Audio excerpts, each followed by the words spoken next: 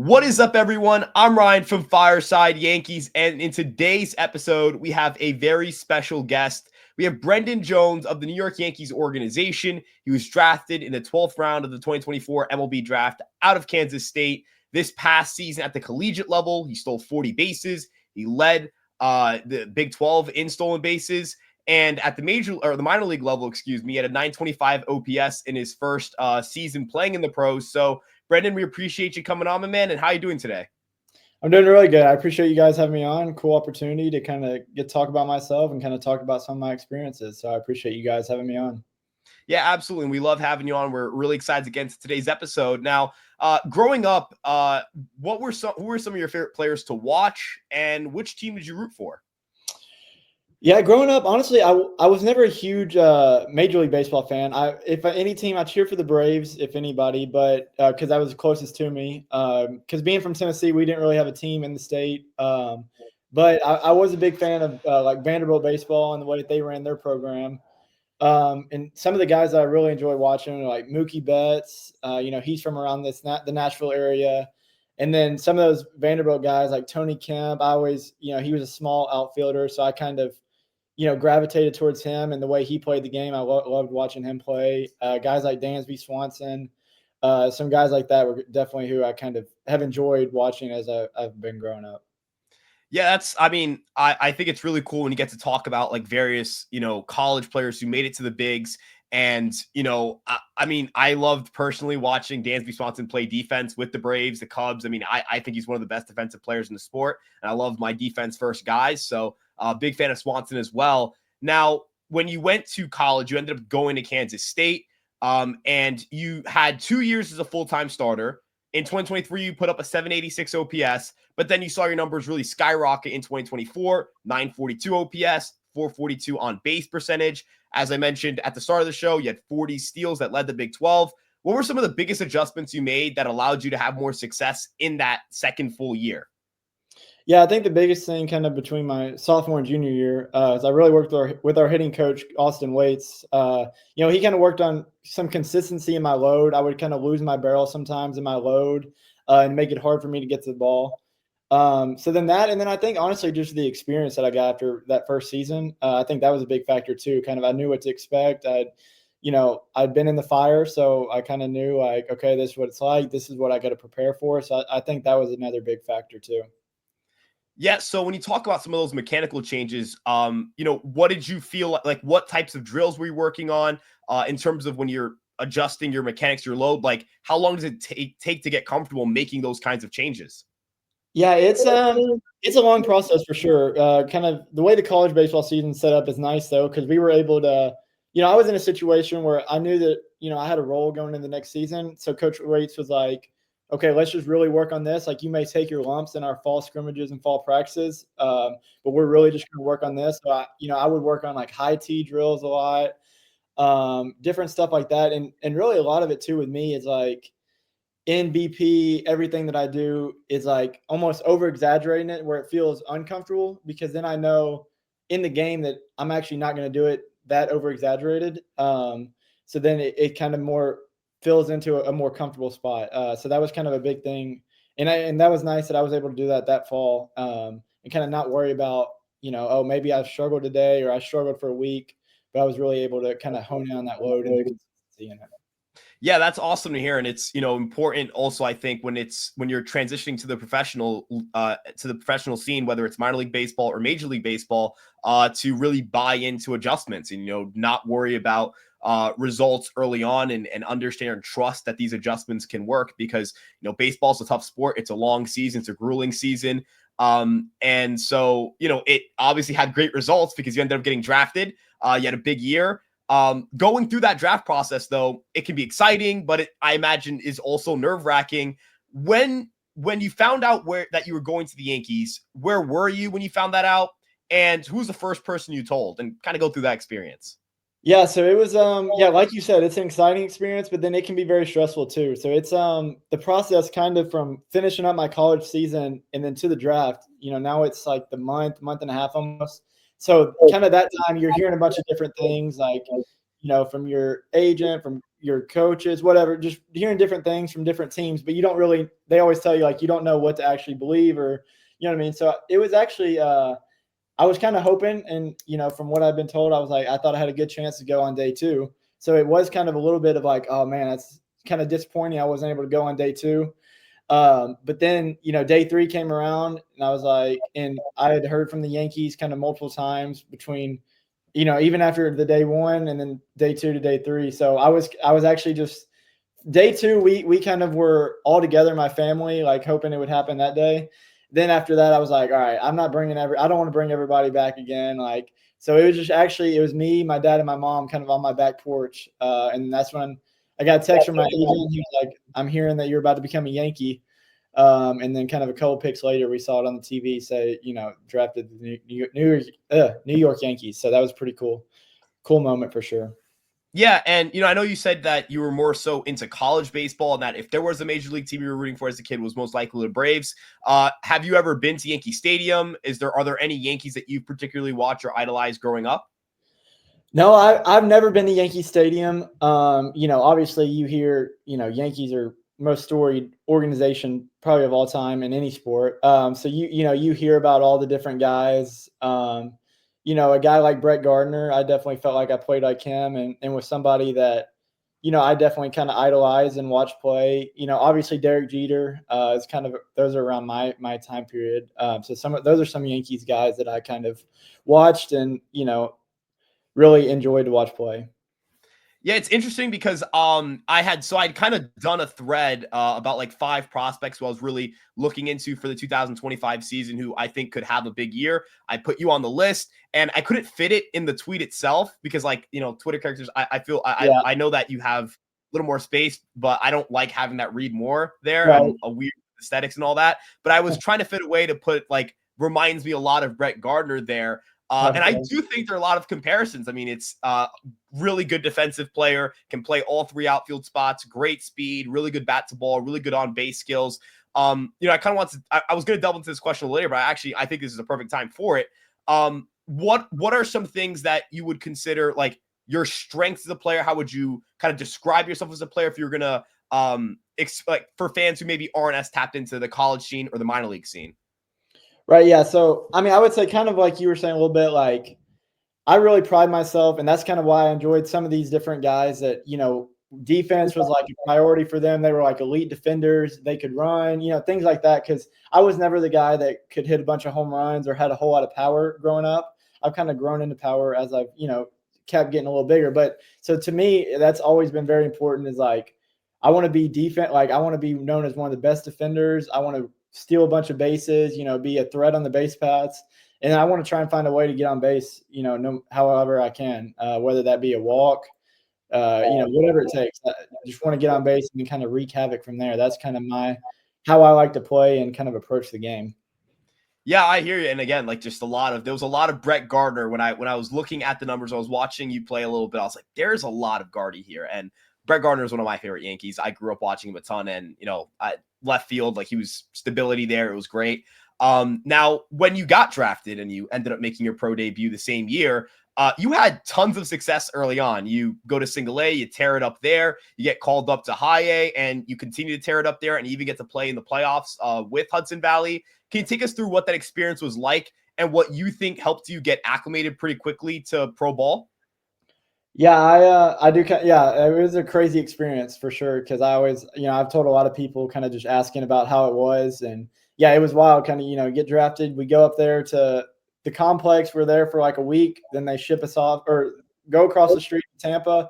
And yeah, that was kind of, I think the biggest thing for me was like getting in that routine of playing every day. And you got to kind of, the day before, you want to learn from the day before, but then you also can't carry, if you had a bad game from the day before or even a good game, you can't carry that with you to the next day. It's a new day, learn from it, but then kind of flush it and prepare for the next day. And I think too, kind of creating a routine and a consistency with how I was getting ready for each game and things like that. I think those are really like important for me to learn and kind of get adjusted to pretty quick. With that playing every day. So yeah, it was a fun experience though, going from Tampa and then being able to get up to Hudson Valley and go on a playoff run. That was really cool for sure.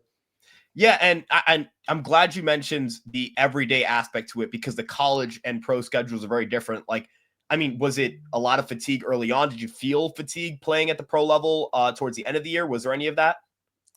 Really, the most fatigue was actually in those kind of first 2 weeks, just because I hadn't played in a month, and then we're immediately playing baseball in Tampa, where it's super humid. It's like 100 degrees every day, so that was something I had to really focus in on was like my hydration and making sure my body was prepared every day. Because I think that first game, like I caught a cramp at some point during the game. I was like, all right, I really got to focus on my hydration and stuff like that. So that actually was nice. Once I got up to Hudson Valley, it was like first day was like 65 degrees. It was like beautiful weather. So that was definitely a little nicer on the body for sure. Once I got up to Hudson Valley. Yeah, my parents are from the Dominican Republic, so we visit often. The climate's really similar to Florida. I've been a few times. That humidity, man, it's no joke. And then the random, like you'll get a random thunderstorm. It's Yeah. just, I mean, it sounds it. I mean, I thankfully have never played baseball in Florida. I only played in New York City and Long Island. It sounds awful. I've played some summers in New York City where I'm like, I can't play today. This is awful. How does anyone play in worse weather or hotter weather than this? Right. Uh, yeah, so I mean, I have no idea how he did it, man. Playing center field too, running around, like, yeah, I'm good off that, man. Yeah, it was definitely a big adjustment that I kind of had to make, and yeah, it too, because once you get to what something I didn't expect actually, kind of getting to pro ball, was like, which the Yankees really talk about a lot too, is like you're playing every day, so you can't just feel good every day. Like you got to actually work on something. Like some days you got to work on stuff because if not, you're not going to get better throughout the season. So we're doing a lot of stuff leading up to games every day, stuff like that. So it'd be like we're getting to the field, we got all kinds of prep work, we're doing like we're taking outfield, we're making throws, stuff like that, something like that, and then the game. So all of that was kind of an adjustment, that because in college normally when you have a game, you're hitting BP before the game, and that was about it. You're not doing all the extra stuff leading up to the game. Yeah, I hear you. And speaking of that transition from Florida to New York, obviously, I mean, I love 60-degree weather. There's nothing I love more than 60-degree weather. But was that your first time in New York? Was Hudson Valley? Was that your first time there? No, it actually wasn't. It was my second time. I actually played when I was 12 in Cooperstown, New York, that tournament there. So that was a really cool experience. So I'd been there, and then we went into the city for one day. So that was actually my second time ever being in New York. That's But cool. I actually also played in that Cooperstown tournament okay. when I was 12. So I'm 20 now, so it's been about 8 years since that time. We were Uh, close in time period. yeah, no, it was fun. I only got to go 1 year. My older brother got to go 3 times. No, 2 times. 2 times. Oh, really? Okay. Yeah. What was your experience like in Cooperstown with all that stuff? I'm just like I played there, so I find it super fun that you did too. Yeah, I loved it. I kind of loved it. Like, it was a cool aspect, like team bonding aspect where you're all staying in a like bunks somewhere Yeah, together. And then you wake up every morning, you're trading pins. I still have the towel with a bunch of the different teams' I pins do on too. it. It's my drawer over there. Okay. Yeah. Yeah. I still have a towel in my room from all that. So yeah, that was probably one of my coolest experience playing baseball before I kind of got to college and stuff like that. It was a really fun tournament. Yeah, I've never shared this story on this podcast, but again, you've gone, so I feel like this might be the best time to do it. Uh, I was a big smack talker growing up playing baseball because I was a shorter guy. Like I'm 5'8" right now. I was even smaller as a kid, obviously. So this one evening, we were just talking smack. I think it was about like our favorite teams or whatever. And I'm a Yankees fan, so I'm like 27 rings, this and this. Right. And I was the first one to go to sleep. I woke up with like a lot of makeup drawings, lipstick all over my face. I didn't notice till I got to the bathrooms. It was, dude, I loved it so much. That experience was awesome. It was like might be one of my favorite life experience, not just baseball in general. Yeah, so I'm with you on that. Yeah, I love kind of reminiscing on that trip. It was a lot of fun for sure. Yeah, and the fields. I mean, I remember I played on the main field for a game. I played center field for that game. It Yeah. feels like you feel like you're in the big leagues for a moment there. It's special stuff. Yeah, it is really cool. And doing like the skills challenge and stuff like that, like the home run derby and everything like that they did before the tournament. That was yeah. It's Did you definitely a really cool experience.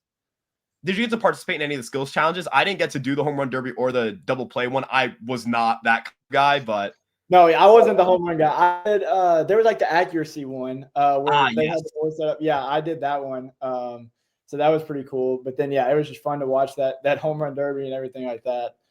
So Yeah, and then the ceremony at the end where they have the rings, it was cool. But yeah. it's cool that you've also been to New York beforehand. And talk again, focusing a little bit on Hudson Valley here. Going through that experience in the postseason, you guys get to the South Atlantic League Championship Series. You guys ended up dropping that series, but did you feel like there were any takeaways from playing in a playoff environment at the pro level? Yeah, it was actually really cool. It kind of reminded me, it was like a college feel kind of, because a lot of times pro ball season, you got guys moving up and down, things like that. So especially in the minor leagues, I feel like some of the team aspect of it can kind of get lost. It's kind of more individual, like what are you doing? And to me, like, playoffs came, and even right when I first got up there, I remember first thing our hitting coach told me, he was like, and by the way, like, we're in a playoff race right now. Like everyone's kind of all in on this playoff race. So that was a lot of fun, kind of just, everybody was, whether they had a good day, bad day, everyone's just like all in on trying to win games and do what we could to win. So that was a really fun atmosphere. It kind of reminded me of like college atmosphere, like that run where, kind of where we went on regional, super regional, like everybody's just invested in the team's best interest and not really what they're doing as an individual. Yeah, I remember Hudson Valley got off to a pretty slow start in the first half, and the second half, that's when they got that playoff spot, and that's when they were able to go on that little run there. Mhm. Now shifting gears a little bit towards what's going to go on in 2025.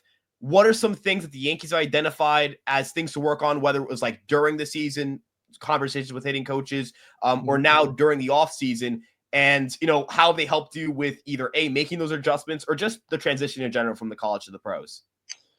Yeah, so I mean, I think a big thing that I kind of started learning as I was playing games, that they've kind of talked about, some with like the scouting report. We have access to all kinds of information, that they're able to give us access to. So kind of trying to figure out what works for me, like scouting report wise, what I should be looking for, kind of with the pitcher, like their cues, things like that. So that's something that was introduced to me, and then that I've kind of actually decided, like, I kind of wanted to look into more and try and figure out what works best for me. And then also they've kind of, talked to me some about, kind of trying. It's crazy when you first get there, and we actually were. They kind of hook us up to a bunch of wires and stuff like that.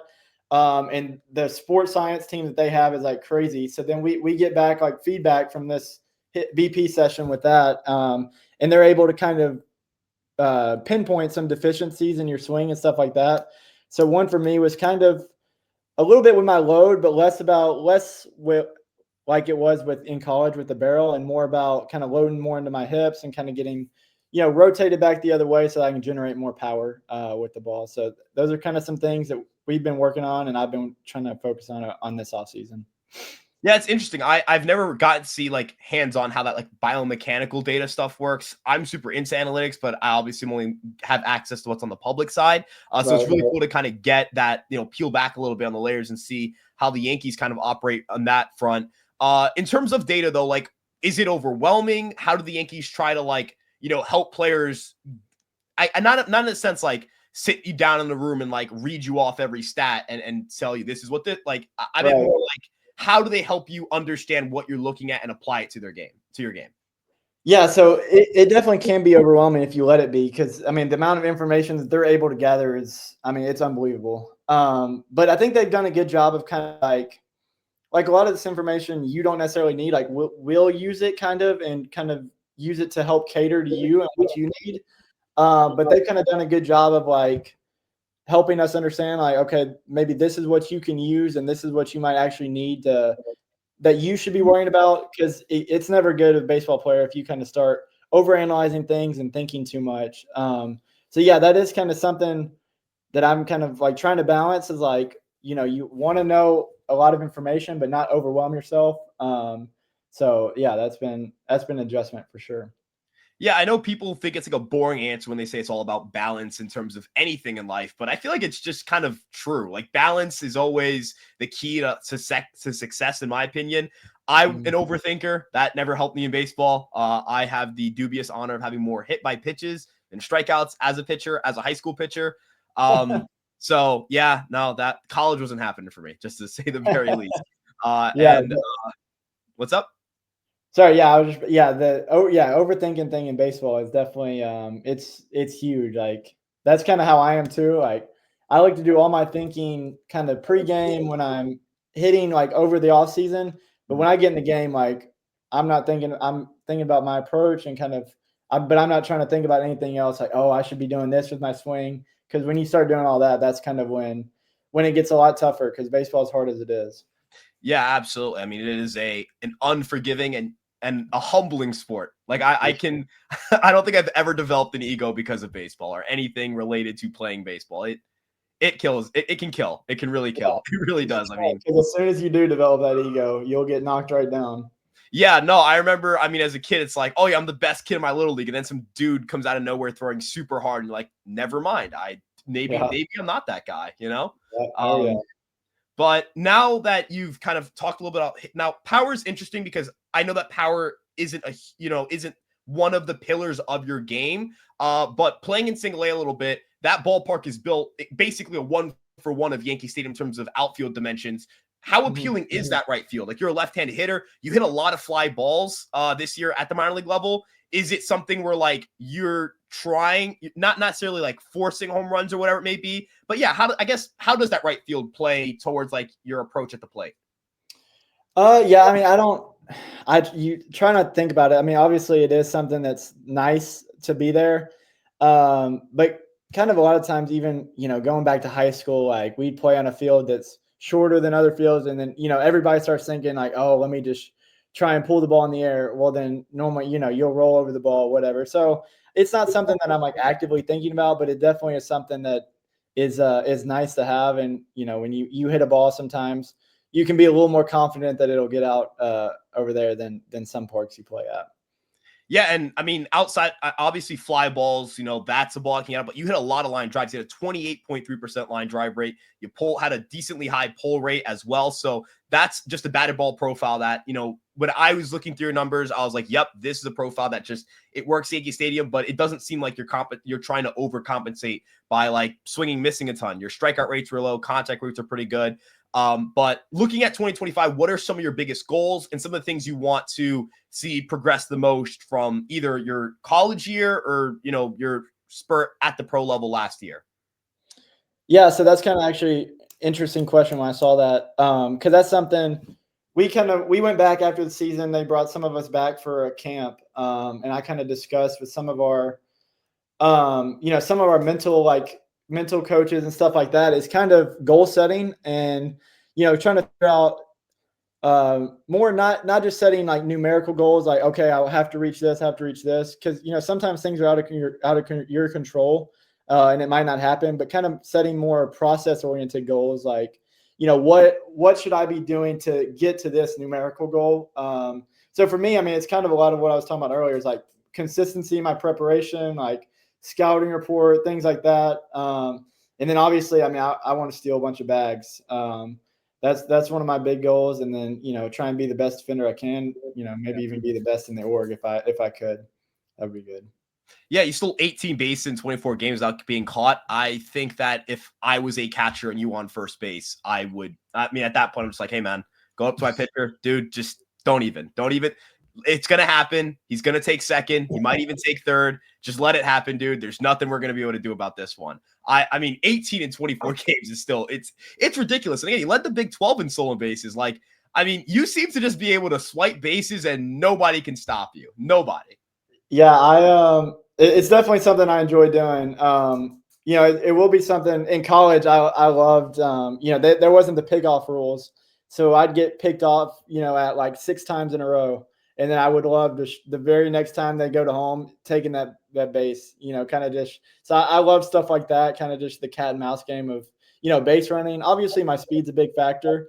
Um, but then there's other little things that you can pick up on and kind of look for that they can kind of be a separator because with those bang bang plays that are either safe or out. So Yeah, and again, these pickoff rules, I mean, they certainly play towards the base runner's favor. You can kind of know at some point, hey, I'm going, or they got to pick me off, or even with the bigger base, I know that's something that the major leagues incorporated later than everybody else, but I imagine it's got to be fun knowing that, these pitchers, they can't just try to wear you down with 6, 7 pickoff moves, try to keep making you dust back. And also, like, I hated having to go back 4 or 5 times in a single at bat on pickoff moves. I mean, I like my uniform being dirty, but dude, it's got to be like exhausting, especially like No, it is frustrating sometimes for sure. Because some of the fields you'll play on too, like you're getting scuffed up every time you slide. You're like, please just stop picking off on me. But yeah, that will be nice. Kind of the rules for the pro level, and kind of getting adjusted to that. Yeah, I couldn't imagine having to like go dive back like 6 or 7 times in like Florida. It's a 100-degree day. You got a game tomorrow. That sounds like a nightmare. Now, the last question I wanted to ask you is not baseball related at all. You've mentioned you've been to the city, and you mentioned it now. Obviously, you've been to New York through Hudson Valley as well. Have you had New York City pizza yet? What are your thoughts on it? And is there a specific type of New York City pizza or topping that you've been leaning on the most? I'm gonna be honest. I don't know that I've had New York City pizza. Wow. Yeah, so it's definitely something. We'll see how kind of things shake out. But definitely, if I'm in Hudson Valley again, make a trip to the city and check out some of those things that everybody talks about New York City. Because I don't think I've ever had New York City pizza. So, have you had pizza? I'm assuming you've had pizza in some capacity. Oh yeah. Is there a topping you've gone to that like is your number one? If you had to rate, let's do a top three topics. Top 3. I'm gonna go. Sausage is definitely number 1. I love sausage pizza. Honestly, a new one that kind of my fiance, she always puts on her pizza, and she's kind of put me on, is honey, like hot honey on your pizza. I'm a big fan of that now. And then I might go pepperoni, number 3. That's a good top 3, man. I'm a buffalo chicken guy too. That's always been my, like, I sing the praises of hot sauce and any form of protein. That's hot sauce, Frank's Red Hot, buffalo sauce. Yeah. I'm all in on that stuff, but that's a really strong top 3. It's a good top 3. If that was a draft board, that'd be one of the better draft boards, because I've seen some outrageous takes out there regarding pizza toppings. I mean, I don't know if I can fit a rant about pizza toppings into a single podcast, but there are certainly ones out there where, like, I don't think a Hawaiian pizza is an abomination by any means, but I've seen people throw like pickles or like sweets on it, and it's like, no, absolutely not. Yeah. Keep it simple. Keep it simple. Don't, you know what I mean? Hot honey is a good sweet, like hot honey's it's stretching it, but it's in a good way. Like I've thrown it on like pepperoni. It's pretty fire. It's up there. Yeah, yeah, I'm a fan for sure. Yeah, and I know I mentioned that might have been the last question, but I did actually have one thing pop up last second during the pizza conversation that has nothing to do with pizza and is a little more baseball related. Okay. When you talked a lot about your defense, you played some center field, left field, right field. When you look at yourself as a defender, is there a certain outfielder you're modeling your game after, or someone that you study and try to like pick from their outfield tendencies? Honestly, I hadn't really like, I always knew guys were kind of known as like good defenders, things like that. But kind of for me, it was just kind of what I was always like coached from different people, kind of picking up different things. But that's actually kind of something we've done kind of once we got to the Yankees, is kind of really studying other outfielders, how they do things and stuff like that, and kind of seeing what you can pick up on from these elite outfielders that makes them so good. And that's, something that, as even I think being with the Yankees and hopefully kind of for the years to come being with them is like they're big on kind of like your first step and things like that. So even some small stuff like that, like I feel like can really help me even elevate my game defensively to another level. That's awesome. And again, I really want to appreciate you for coming on, man. This has been awesome. It's been great getting to know more about whether it's you on the field, off the field, the fact that you put hot honey on pizza. Appreciate all of this, man. And good luck on this upcoming season. We will be following you closely and making, seeing those stolen base numbers. They'll probably be ridiculous. It'll be fun to talk about. But thank you again, man. Is there anywhere that we can find you, whether it's on Instagram? Is there anything you want to plug before you go? Yeah, my Instagram is just BrendanJones.5. So nothing too complicated. You can follow me on there. I don't post a whole lot, but you'll see a bunch of baseball highlights and stuff like that. So yeah, go check that out. Thank you again so much, man. Have a great rest of your day. And everybody, let's go Yankees. Peace out.